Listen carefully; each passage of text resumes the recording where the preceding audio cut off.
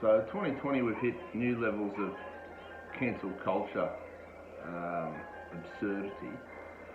I'm the Freedom Chef from Resolute TV, and I take a great deal of issue with all sorts of nonsense that's going on in particularly Australia, but worldwide at the moment. And one of these things is cancel culture reaching the banks. A friend of mine, somebody moderately well known, a known dissenter, I would say, it's fairly relative, so I presume I'll be on their list at some point, except I don't have any Commonwealth Bank accounts. Account closure. The purpose of this is to inform you that the bank has decided to close your accounts. Please read carefully. This letter will explain how the bank's going to close your accounts. The following accounts that you hold will be closed as of the following date, which is 30 working days for this person to go and find other banking arrangements, banking alternatives. You have the following credit card with the bank.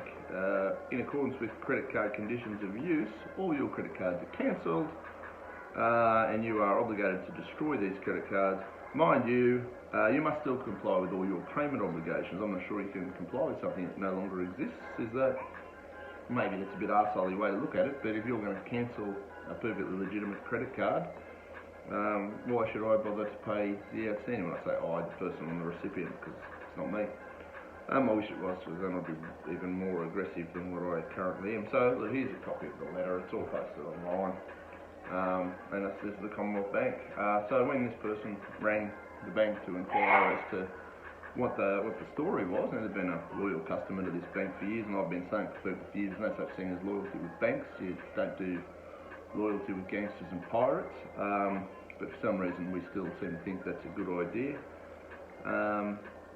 They were told due to commercial reasons, and we are not obligated to tell you anymore.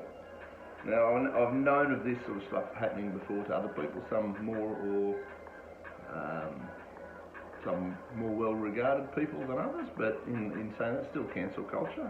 If you're a legal citizen and expected to transact in 2020, you need a bank account. I'm pretty sure Israel Folau had something similar. And I think the best part regarding the hypocrisy of the Commonwealth Bank, let's be fair, agreed to pay the biggest fine in Australian corporate history. I think it was 2018, 700 million plus legal costs due to, late filing of 53,000 plus reports, breaches, transactions, essentially shady shit from banks. Who, I'm not shocked, but some people may be. The fact that they think any of this is acceptable is not, it's not lost on me at all. Here's the next question. These same sort of banks and other dubious entities have been crapping on about how badly they want a cashless society, and we keep buying into it. Now, in the event that all banks take this tack with this person, say every bank in the country says, no, sorry, you're not an acceptable human for us to do business with, and society's cashless, how does this person legally transact in the world, in the country? How do they do that? It's very worrying, not directly at the moment, because as usual, they creep these things in and they start pushing forward, and then the average Joe goes, oh, they would never go that far, they would never go that far. Well, they're going that far, and they're pushing and they're pushing and pushing, and anyone who's not paying attention needs to have a good hard look at themselves, because this person's pretty innocuous, I can tell you. Nice person, they're not likely to be starting any riots or leading any revolutions anytime soon, but they are deemed to be somewhat dissident. So, guys, have a good hard look at your bank. I would suggest boycotting Commonwealth, but I don't know that there's much point in it, because all the other banks will follow suit accordingly, and some probably are relative to. It was pointed out to me that somebody suggested that maybe large cash transactions had occurred. I asked the individual about this, and they've told me that's never happened. Every transaction that's gone through, generally speaking, has been from employer to employee or whatever. And even in saying that, is it really anybody's business? The bottom line is we're all beholden to the banks. Who do you think our government overlords answer to?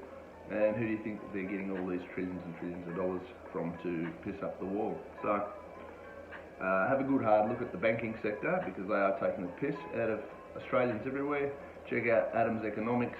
From what I've seen, he's probably the most honest, upfront and realistic bloke in this space at the moment. Yeah, Commonwealth Bank's burn the lookout. These guys are shonky as shit. Think about Bitcoin, gold, silver. I'm sure they'll outlaw all that at some point when they get a chance. But yeah, scary times, mate. Where now we've got banks participating in cancel culture. Unbelievable, considering how shonky they are. Have a good day, guys.